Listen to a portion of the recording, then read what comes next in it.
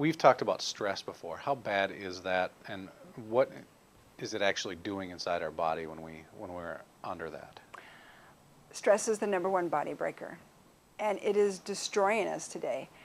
The reason we have accelerated rates of cancer and autoimmune disease is because the stress is changing not only the gastrointestinal balance, it's weakening the immune system, which then allows the environmental toxicity to step in.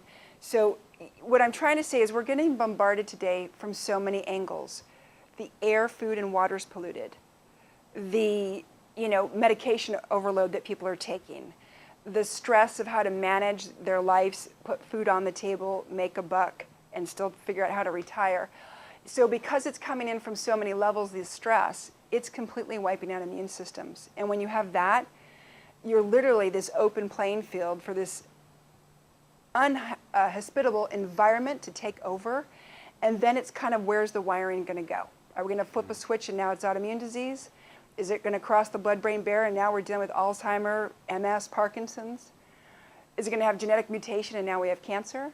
It's really how we're all wired, and that's how we make it up differently. So stress, to me, is probably the first conversation I have on the first visit, because if you don't balance your life, you're most likely not going to age with quality.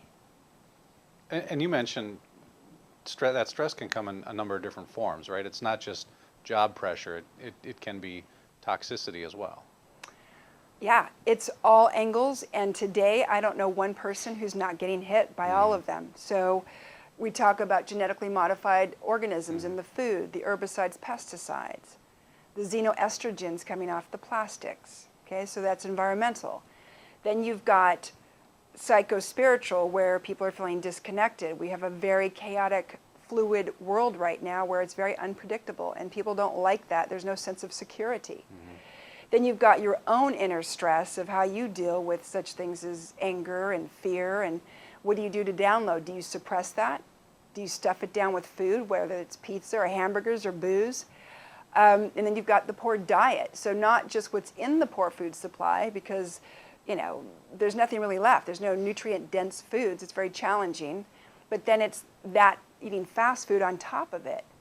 And then you've got the infections, the candida, the viruses, parasites, because I'm not just working with candida. By the time you see me, you have all the critters, as I call them, having a field day because they feed off this sugar.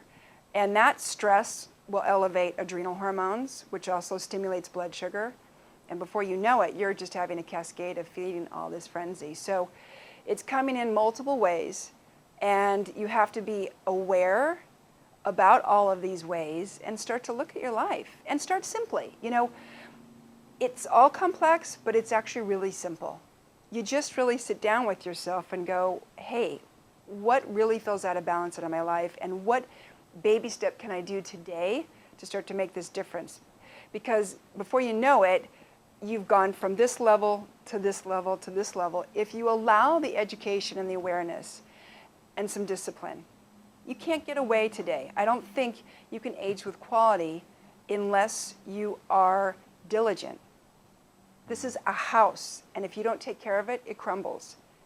So 4 decades ago, you could wreak more havoc. You could get away with maybe a glass of wine a night, have some chocolate. Today, I don't think you can. It's got to be once or twice a week, not every day.